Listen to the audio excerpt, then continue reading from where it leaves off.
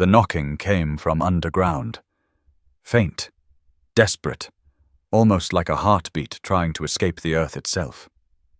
Owen Fletcher froze mid-step on his morning walk through the Oregon pines, the October mist still clinging to his jacket. He dropped to his knees, hands tearing through layers of dirt and rotting leaves until his fingers scraped against something solid. Wood. Smooth, deliberate. A coffin lid buried shallow enough to taunt anyone who might listen. Inside, a woman stared up at him through the narrow gap, her face streaked with mud and dried tears, fingernails shredded down to raw flesh from clawing at the wood above her head. She'd been breathing recycled air for days, surviving on nothing but terror and spite. Owen reached for his phone, but her hand shot through the opening and locked around his wrist with a grip that belonged to someone still fighting. Then she whispered 5 words that rewrote everything he thought he understood about the quiet life he'd built in this small town. Those words would drag him into a darkness deeper than any grave, where trust is a weapon and family is the cruelest lie of all. Because what happened in these woods wasn't an accident. It was a carefully planned murder, and the person who did it is still watching. Owen had been walking these woods every morning for 3 years, ever since his wife died and left him with a 7-year-old daughter and a silence so heavy it pressed against his chest like water. The routine kept him sane. Wake at 5, make coffee the way she used to like it, even though she wasn't there to drink it. Kiss Ruby on the forehead while she slept. Then disappear into the trees where nobody asked questions, and the only sound was his own breathing. The pines smelled like rain and rot, familiar in a way that felt like coming home to an empty house. He'd learned to live with emptiness. He'd gotten good at it. But the knocking changed everything. At first he thought it was a branch caught under the soil, moved by wind or some animal digging. Then he heard it again, rhythmic, intentional, human. His carpenter's hands knew wood when they felt it, and this wasn't a fallen tree or buried debris. This was construction. Someone had built this box and put it here on purpose. The thought made his stomach twist. He dug faster, dirt caking under his nails, breath coming hard. When the lid finally gave way, the woman inside flinched from the sudden light like it burned her eyes. She looked like she'd been fighting death for a week and losing. Her clothes were expensive once, a silk blouse now torn and filthy, designer jeans stained dark with sweat. And something worse. Her hair hung in matted ropes around her face. But her eyes, those were still sharp, still aware, still calculating even in the middle of collapse. She studied Owen for 3 seconds that felt like 3 hours, deciding something important. Then her hand shot out and grabbed his wrist before he could pull away, nails digging into his skin hard enough to draw blood. Her voice came out like gravel scraping concrete. "Don't call the police! Don't take me to a hospital! They'll kill me before morning!" Owen stared at her. Part of him wanted to pull away, call 911 anyway, let the professionals handle whatever nightmare he'd just uncovered. But another part, the part that had watched his wife die while doctors shook their heads and said there was nothing more they could do, that part understood desperation when he saw it. This woman wasn't crazy. She was terrified. There's a difference. He could see it in the way her pupils dilated when she mentioned hospitals, the way her breathing quickened at the word police. Whatever had happened to her, whoever had done this, they had power. The kind of power that made calling for help the most dangerous thing you could do. He made a decision that would change both their lives. "Okay," he said quietly. "No police, no hospital, but you need water. And you need to get out of this box before you pass out." She nodded once, sharp and grateful, then let him help her climber out of the coffin. Her legs nearly buckled when she tried to stand. Owen caught her before she fell, supporting most of her weight as they stumbled through the trees toward his truck. She didn't speak the whole way back. Neither did he. Some silences are too full of questions to break with words. Ruby was still asleep when they got to the house. Owen had built it himself 10 years ago, back when his wife was alive and they were planning for a future that included more children and Sunday barbecues and growing old together. Now it was just him and Ruby and rooms that felt too big. He brought the woman inside, settled her on the couch in the living room, brought her water and crackers because he didn't know what else someone who'd been buried alive might need. She drank 3 glasses without stopping, then ate the crackers like they were the first food she'd seen in days. They probably were. When she finally looked up at him, some color had returned to her face. Not much, but enough to see that underneath the dirt and exhaustion, she was probably a few years older than him. Early 40s, maybe. The kind of face that was used to getting what it wanted. "Thank you," she said, and her voice sounded more human now. Less like death rattling in a box. "You didn't have to help me. Most people wouldn't have." Owen shrugged, uncomfortable with gratitude. "Most people don't find someone buried in the woods on their morning walk." She smiled at that, just a flicker at the corner of her mouth, then it disappeared. "My name is Cassandra." "Cass?" Owen nodded. "Owen Fletcher. That's all you're getting until you tell me why someone buried you alive and why I shouldn't call the cops right now." Cass looked down at her hands. Her fingers were still trembling slightly. Aftershocks of trauma. When she spoke again, her voice was so quiet he almost missed it. "Because the person who did this is my brother. And if the police get involved, he'll know I'm alive. Then he'll finish what he started." The words hung in the air between them like smoke.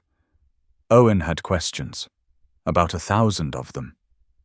But Ruby's alarm clock went off upstairs, the sound drifting down through the old house, and he knew his daughter would be awake in minutes. "Stay here," he told Cass. "Don't move. I need to get my daughter ready for school. Then you're going to tell me everything."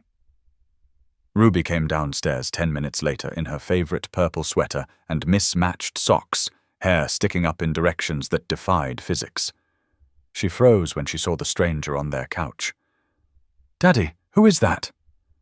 Owen had prepared an answer while making her breakfast. "This is Miss Cass. She had an accident in the woods. She's going to stay with us for a little while until she's feeling better." Ruby studied Cass with the brutal honesty of 7-year-olds. "You look really tired." Cass laughed, a real laugh this time, surprised out of her. "I am really tired, sweetheart." Ruby accepted this with a nod, then went to get her backpack. Crisis averted. After Owen dropped Ruby at school, he came back to find Cass standing in his kitchen, looking out the window at the woods beyond. She'd washed her face and hands in the bathroom, used the first aid kit he'd left out to bandage the worst of her torn fingernails. She looked more like a person now, and less like something clawed back from death. But her eyes still carried that haunted look, the kind that doesn't wash off with soap and water. Owen poured 2 cups of coffee and set one in front of her.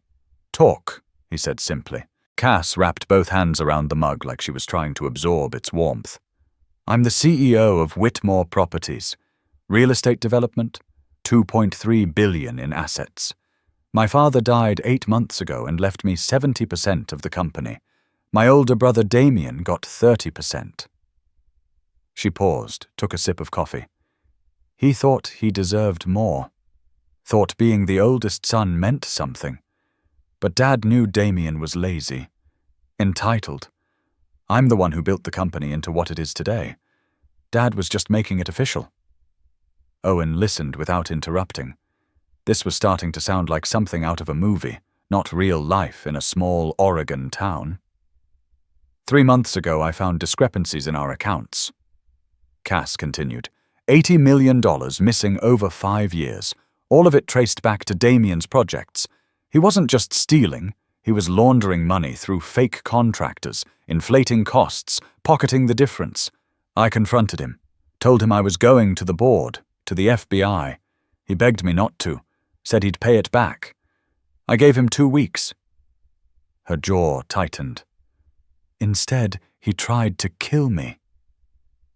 The words came out flat, emotionless, like she'd already spent all her feelings on them and had none left. 12 days ago, he invited me to look at a new development site, rural property, middle of nowhere. His guys jumped me in the parking lot. I woke up in that box. Owen felt something cold settle in his stomach. Why didn't they just shoot you? Cass's smile was bitter. Because Damien's not stupid. A bullet means investigation, forensics, questions. But a disappearance? That's just a tragedy. Rich CEO goes missing, probably ran away from the pressure. Or maybe got grabbed by some random psycho. Either way, no body means no murder charge. Eventually the board votes him in as permanent CEO, and he gets everything. She set down her coffee cup. He buried me with an air tube. Small one, just enough to keep me alive for a week or so. Long enough for the search parties to give up. Then I'd suffocate quietly, and he'd be home free. The calculation of it made Owen sick. This wasn't a crime of passion. It was cold, methodical, patient. The kind of evil that plans ahead and sleeps well at night. So why are you still alive? Cass gestured toward him with her bandaged hands. Because you walk through the woods at 5:30 every morning. Because you're a good person who hears knocking and investigates instead of walking away. Because I got lucky. She met his eyes. But my luck runs out the second Damien finds out I'm alive. He owns half the cops in Portland, has judges on his payroll, even the FBI. I don't know who I can trust there.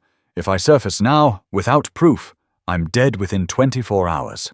Owen rubbed his face with both hands. This was insane. He was a carpenter, not some action hero. He built cabinets and fixed porches and raised his daughter and kept his head down. Getting involved in billionaire murder plots wasn't part of the plan. But he looked at Cass sitting in his kitchen, this woman who'd clawed her way out of a grave on pure spite and will to live, and he couldn't make himself say no. What do you need? The question surprised them both. Cass blinked. You're not going to tell me to leave? Owen shook his head. Someone tried to murder you, your own brother. I'm not putting you back out there until we figure out how to keep you alive. Something shifted in Cass's expression. Not quite trust, not yet, but maybe the beginning of it. I have proof, she said. Bank records, emails, transaction logs, everything that proves Damien's been stealing. It's on a USB drive hidden in my apartment in Portland. If I can get that drive to the right person, someone Damien doesn't own, then I have a chance. Owen thought about it.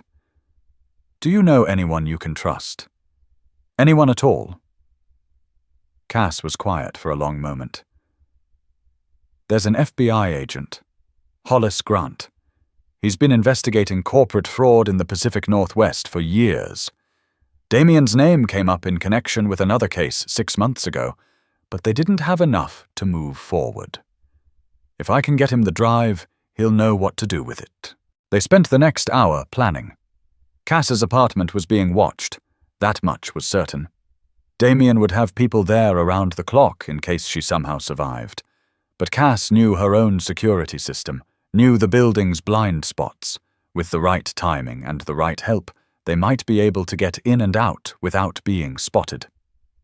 Owen called an old friend, Leo Brennan, who used to be a cop before he retired and started a private security business.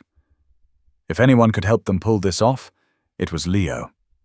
He showed up 2 hours later, listened to the whole story without interrupting, then nodded once. All right, we'll need 3 days to set this up properly. Can you stay hidden that long? Cass nodded. Owen spoke up. She can stay here. No one knows she's with me. Leo looked between them, measuring something. You sure about this, Owen? You're putting yourself and Ruby at risk.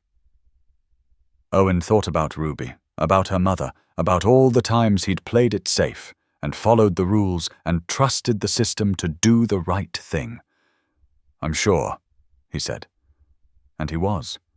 Something about finding Cass in that grave had woken something up in him, some part that had been sleeping since his wife died.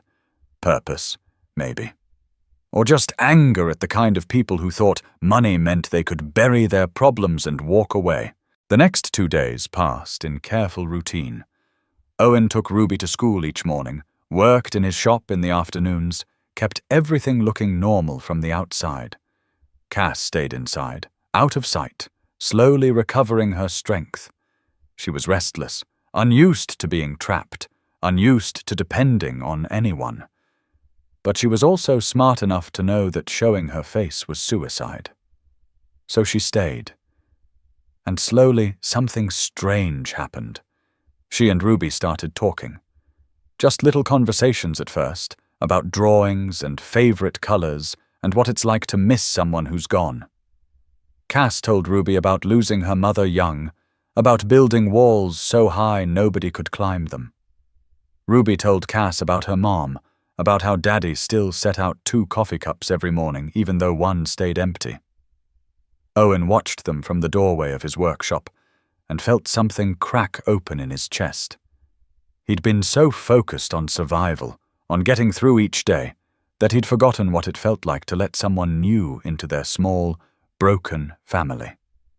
Cass wasn't his wife, would never be, but she was real and present and here, and maybe that was enough. On the 3rd day, Leo called. "We're set for tonight, midnight, while the building security is doing their shift change. I'll get you in, but you've got 10 minutes tops. After that, all bets are off." Owen looked at Cass. "You ready?" She nodded. "Let's finish this." They left Ruby with Owen's neighbor, Mrs. Pam, a retired schoolteacher who'd known Ruby since she was born, and asked no questions when Owen said he had to run an emergency errand.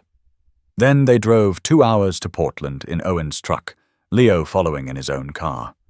The city lights felt aggressive after days in the quiet woods, too bright and too loud, and full of people who didn't know how close death could come. Cass directed them to a luxury high-rise downtown, all glass and steel and money. Leo used some kind of electronic device to loop the security cameras, and then they were inside, moving fast through marble hallways that echoed with their footsteps. Cass's apartment was on the 20th floor, minimalist, expensive, cold. It looked like a hotel room, not a home. No pictures on the walls, no personality, just surfaces that reflected light without warmth. Cass went straight to the bedroom, pulled out a drawer in her nightstand, removed a false bottom, and retrieved a small silver USB drive. "Got it," she said, and there was triumph in her voice. They were turning to leave when they heard it. Voices in the hallway, men's voices, coming closer. Leo swore under his breath. "Damien's guys. They must have a pressure sensor on the door we missed." He looked at Owen. "Back exit, now!" They ran. Owen grabbed Cass's hand and pulled her toward the emergency stairs while Leo blocked the door, buying them seconds they desperately needed. The stairwell was concrete and cold, their footsteps thundering as they raced down 20 flights. Behind them, Owen heard shouting, the slam of a door. They were being followed. His lungs burned by the time they hit the ground floor. He shoved open the exit door, and they spilled out into an alley behind the building. Leo's car was around the corner. If they could just make it. But then a black SUV pulled into the alley's entrance, blocking their path. 2 men got out. Big men. Professional. Owen pushed Cass behind him on instinct. One of the men stepped forward, hands up in a gesture that was meant to look peaceful, but wasn't. "Miss Whitmore, Mr. Whitmore has been very worried about you. Why don't you come with us? We'll take you somewhere safe." Cass's voice was steel. "Safe like a coffin?" The man's expression didn't change. "That was a misunderstanding. Your brother wants to apologize in person." Cass laughed. sharp and bitter. "I'm sure he does." The man's fake smile dropped. "We can do this easy or hard, your choice." Owen felt his heart hammering. He was a carpenter, not a fighter, but he'd built houses with his bare hands, swung hammers for 20 years, and desperation makes you strong. When the first man reached for Cass, Owen moved. He'd never hit anyone in his life, but his fist connected with the guy's jaw, and he went down hard. The second man pulled something from his jacket. Owen saw the gun, and time seemed to slow. Then Leo's car came screaming around the corner, jumped the curb, and slammed into the SUV with a crash that echoed off the buildings. Leo leaned out the window. "Get in!" They didn't need to be told twice. Owen and Cass threw themselves into the back seat, and Leo peeled out, tires smoking. In the rearview mirror, Owen saw one of the men talking urgently into a phone. They had maybe 5 minutes before every security team in Portland got the call. "Where to?" Leo asked. "FBI field office," Cass said. "Downtown. 4th and Morrison." Leo nodded and drove like he was running from the devil himself. Owen held on to Cass's hand without realizing he was doing it. She squeezed back. Neither of them let go. The FBI field office was a squat, grey building that looked exactly like every government facility everywhere. Leo pulled up to the front entrance, and Cass jumped out before the car fully stopped. Owen followed. Inside, she walked straight to the reception desk and said 6 words that changed everything. "I need Agent Hollis Grant, now." The receptionist started to say something about appointments and procedures, but Cass slapped the USB drive on the desk. "Tell him Cassandra Whitmore is here with evidence of an $80 million fraud case. And tell him if he doesn't see me in the next 60 seconds, I'll be dead, and he'll spend the rest of his career wondering what was on this drive." They got their 60 seconds. Agent Hollis Grant was exactly what Owen expected from an FBI agent, 50-something with grey hair and suspicious eyes that had seen every lie told. He listened to Cass's story without interrupting, then plugged the USB drive into his computer. Whatever he saw made his eyebrows go up. "This is good," he said finally. "Really good. Bank transfers, shell companies, email chains. This is enough to arrest Damian Whitmore tonight." Cass sagged in her chair, 3 days of tension finally releasing. "Thank God," Grant held up a hand. "But we need to move fast. If he knows you're alive and talking to me, he'll run. We've got maybe an hour." Grant made 3 phone calls. Within 20 minutes, the office was full of agents, strapping on vests and checking weapons. Owen felt like he was watching a movie, not living it. But this was real. This was happening. Grant looked at Cass. Where would Damian be right now? Cass checked her watch. Wednesday night, 10 p.m.? His office. He always works late on Wednesdays. Says it's when he does his best thinking. Grant nodded. Then that's where we'll find him. He looked at Owen and Leo. You two have done enough. Go home. Let us handle it from here. But Cass grabbed Owen's arm. I want him there. I want Damian to see who saved me. They rode in a convoy of black SUVs across the city to Whitmore Properties headquarters, another glass tower that looked like it was trying to touch the sky. Grant's team moved with military precision, securing the lobby, the elevators, the executive floor. Owen and Cass followed behind, observers in a raid they'd set in motion. Damian's office was at the end of a long hallway, double doors made of dark wood with his name in gold letters. Grant knocked once, then kicked the doors open. Damian Whitmore sat behind a massive desk, phone in hand, looking up in surprise that quickly turned to shock when he saw his sister. He was handsome in that polished way rich people are, expensive suit and perfect hair, and a smile that probably charmed investors and board members. But his eyes went cold when they landed on Cass. You're supposed to be dead, he said. and there was no pretending anymore. No fake concern or brotherly love. Just flat statement of fact. Cass walked up to his desk, Owen right behind her. I was, for about 7 days. Then someone found me. She gestured at Owen. This is Owen Fletcher. He's a carpenter. Lives in a town you've never heard of. Makes about 40,000 a year, and he's a better man than you'll ever be. Damien looked at Owen like he was something unpleasant on the bottom of his shoe. A carpenter. My God, Cassandra. If you're going to get rescued, at least make it someone worth talking to. Owen felt anger flare hot in his chest, but Cass spoke first. He's worth 100 of you. He saved my life without asking what he'd get out of it. Can you even imagine doing something like that? Damien stood up, and Owen saw the family resemblance for the first time. Same bone structure, same sharp features, but where Cass had warmth underneath the ice, Damien was cold all the way through. This is about money, Damien said. It's always been about money. Dad gave you everything and left me scraps. I just took what should have been mine from the start. Grant stepped forward. Damien Whitmore, you're under arrest for embezzlement, fraud, attempted murder, and kidnapping. He nodded to 2 agents, who moved forward with handcuffs. Damien didn't resist. He was too smart for that. But he looked at Cass one last time, and his smile was poison. You think you've won? I'll be out on bail tomorrow. I'll have lawyers that eat FBI agents for breakfast. And you'll spend the rest of your life looking over your shoulder, wondering when I'll finish what I started. Cass leaned in close, voice quiet enough that only Damien could hear.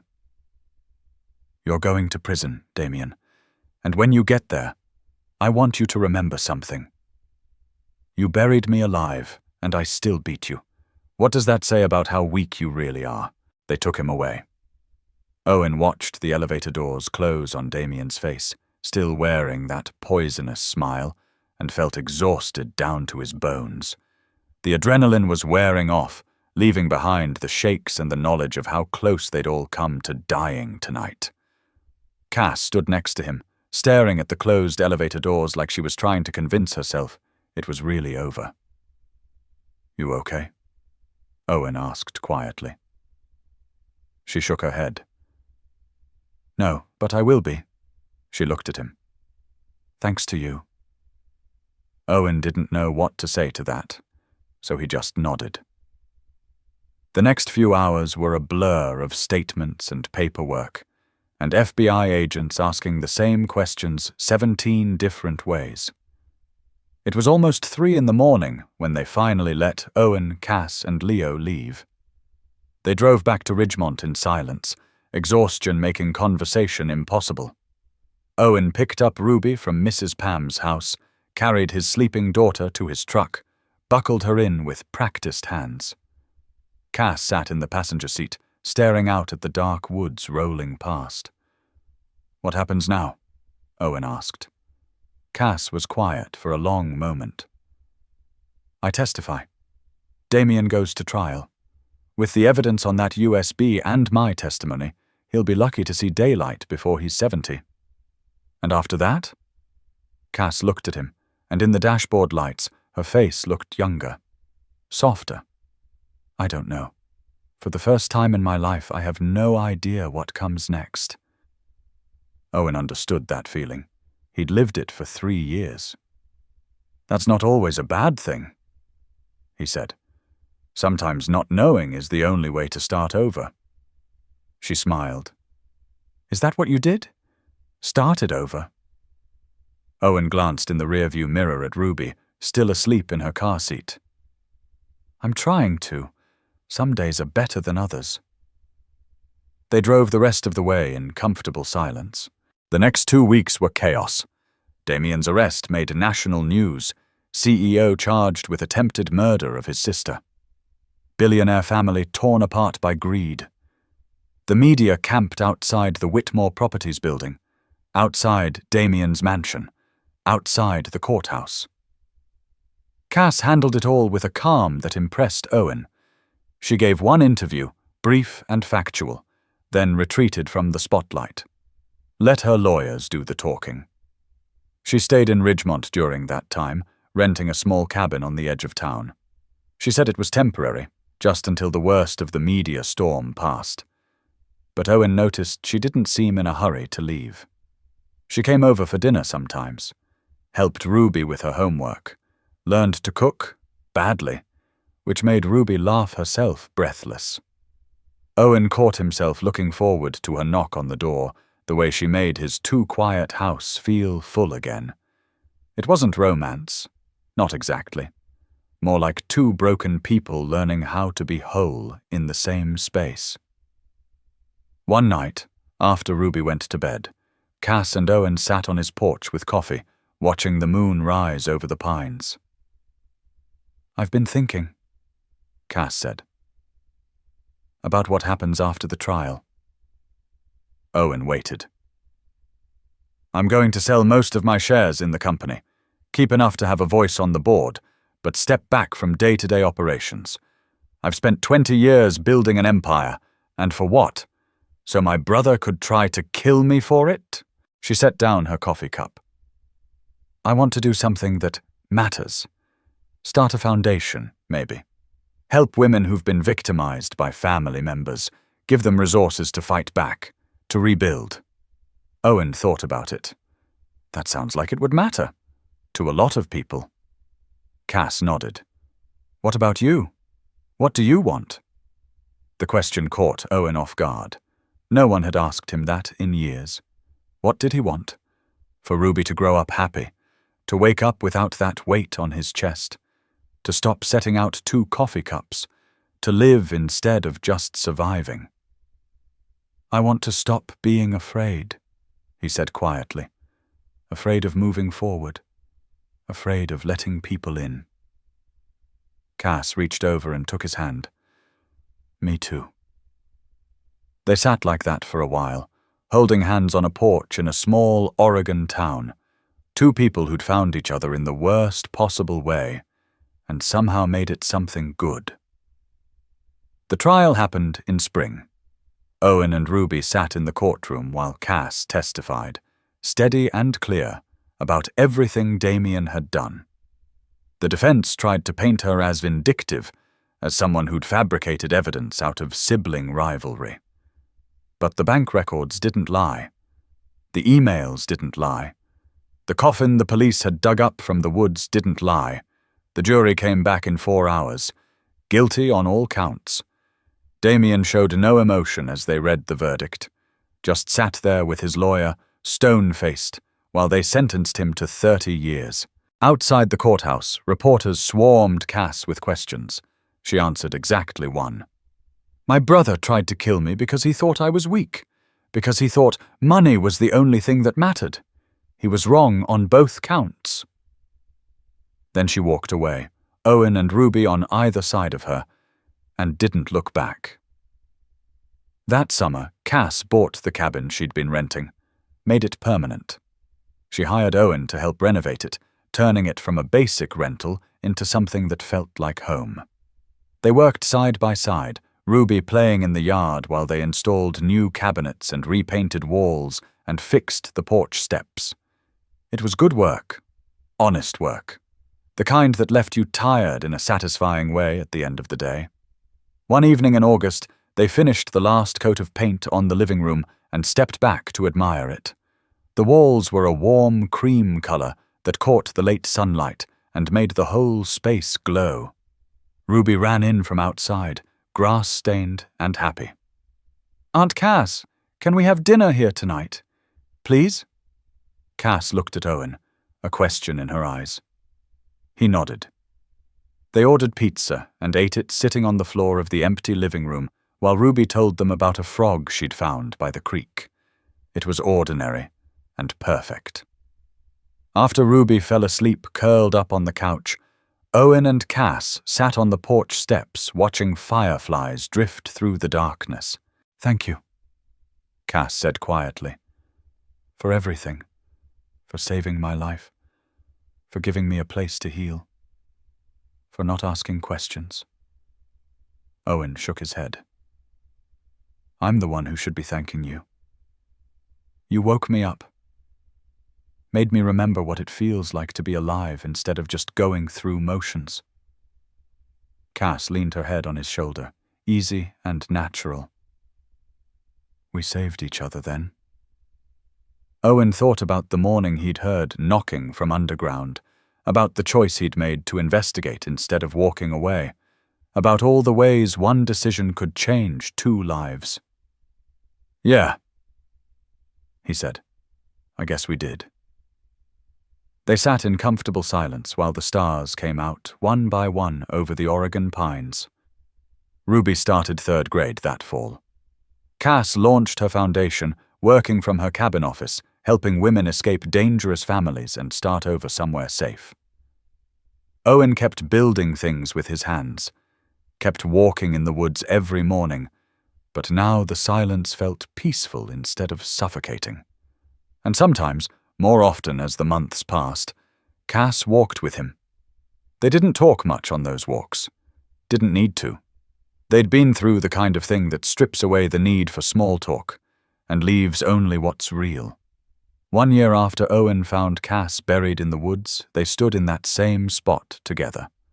Someone had filled in the grave, covered it with leaves and moss until you'd never know it had been there. I used to have nightmares about this place, Cass said. About being back in that box, unable to breathe, unable to move. Owen squeezed her hand. And now? She looked up at him, and her eyes were clear. Now I see it differently. This is where I died and came back, where I learned that being weak isn't the same as being defeated, that sometimes the people who save you aren't the ones you expect. She gestured at the trees around them. This is where I learned to trust again. Owen understood. This place had changed him too, had reminded him that some things are worth the risk, worth the fear, worth stepping outside the safe routines you've built around your heart. Ruby ran ahead of them on the trail, chasing a butterfly, her laughter echoing through the pines. Owen watched his daughter and thought about how she'd changed in the past year. More confident, more open, like she'd been waiting for him to show her it was okay to be happy again. Cass had done that for both of them, had shown up in their lives broken and desperate, and somehow made them stronger by letting them help put her back together. Maybe that's how healing works. Not alone in the dark, but together in the light. Reaching out when you're drowning and trusting someone will reach back. They walked out of the woods together, Ruby between them holding both their hands, and Owen felt something he hadn't felt in 3 years. Hope. Not the desperate kind that grasps at straws, but the quiet kind that builds slowly over time. The kind that says, maybe the worst is over. Maybe good things can happen to broken people. Maybe family isn't just blood and history. Maybe it's choosing to show up for someone even when it's hard, even when it's scary, even when you don't know how the story ends. Because the best stories don't end. They just keep going, one morning walk at a time, until you look back and realize you've traveled further than you ever thought possible. The sun broke through the trees as they reached Owen's house, painting everything gold. Ruby ran inside to work on a drawing she'd started that morning.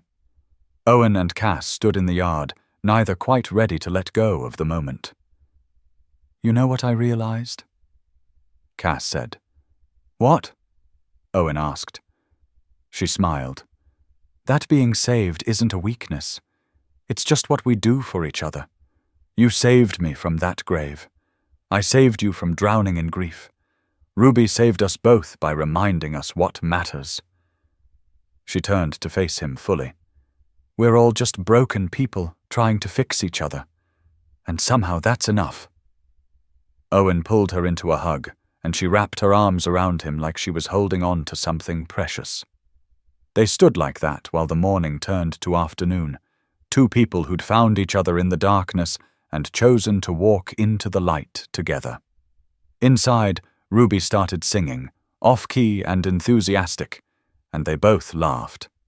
This was their life now, messy and imperfect and real, built on trust instead of blood, on choice instead of obligation, on the simple truth that sometimes the best families are the ones you make yourself, one brave decision at a time. And that was enough. More than enough. It was everything.